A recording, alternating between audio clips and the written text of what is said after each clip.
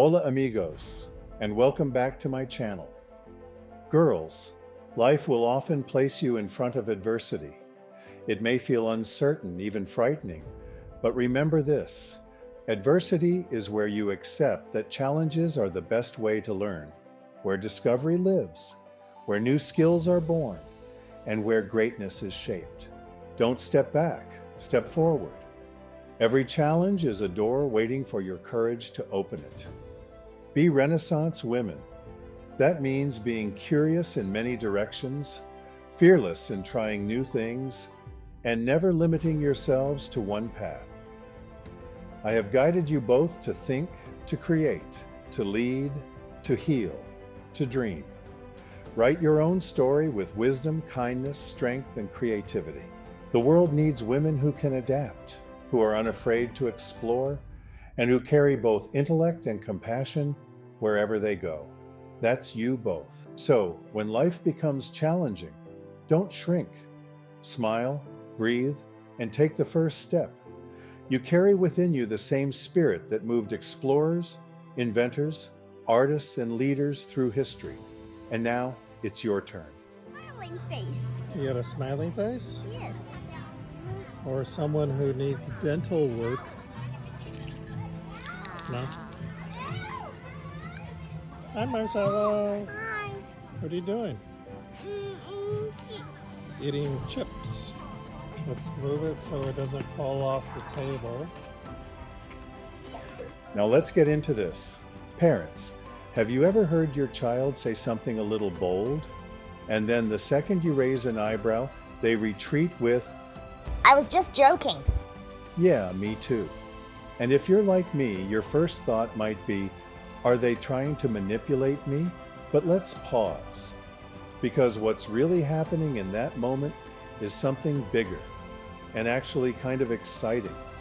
It means your child is starting to experiment with social awareness and influence. The other day, my daughter noticed my wife's tone shift, and instead of backing down honestly, she tried. I was just joking. Now, on the surface, it looks like manipulation, but dig deeper and you'll see something else. She's learning that words don't just carry meaning, they carry emotional impact. That's emotional intelligence in action at 6 years old. Here's what's going on under the surface. So, when my daughter pulled the "I was just joking" card, it wasn't random. It was her way of managing the moment. She picked up on mom's tone, which means she's tuning into emotional signals, not just words. And that's a big deal. At 6 years old, she's not just hearing what we say, she's noticing how we say it. That's the foundation of emotional intelligence. And then she takes it a step further. By shifting her words, she's really asking herself, can I change mom's reaction? That's her experimenting with influence, seeing if she can steer the outcome with what she says. It's not manipulation in the negative sense, it's practice. Like a scientist running a little social experiment. But when that experiment doesn't work, she retreats to protect herself. That's where "I was just joking" comes in. It's her escape hatch. It's her way of saying, don't take it too seriously. I don't want to get in trouble. And at the same time, it's an attempt to smooth things over without fully admitting she was testing the limits. Here's the bigger picture. At this age, kids are learning two powerful things at once. Number one, cause and effect of words. What I say influences how people respond. Number two, boundary testing. How far can I go before mom or dad push back? And honestly, that's good. It means they're not just surviving in the world, they're starting to experiment with it. They're learning that words carry weight, that tone matters, that relationships can be nudged or repaired. That's the beginning of social intelligence. Our job as parents isn't to shut it down, it's to guide it, to help them see that noticing feelings is powerful, but it's not meant to be sneaky. It's meant to build trust and empathy.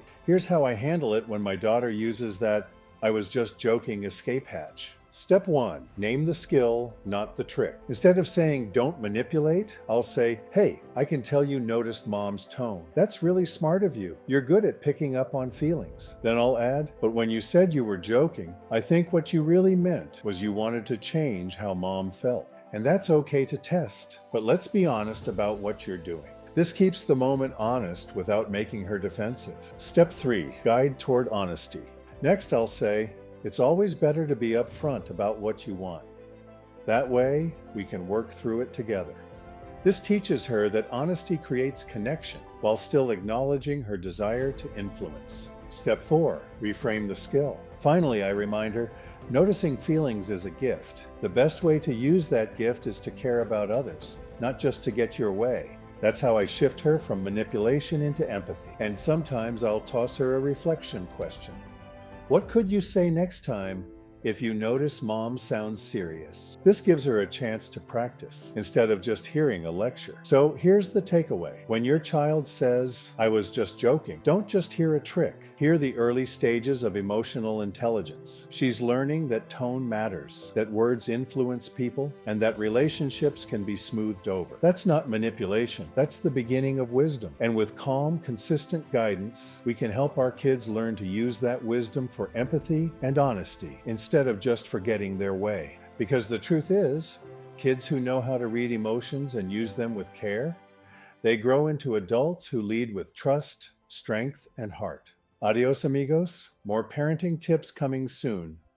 Until then, enjoy the journey and keep guiding with love and clarity.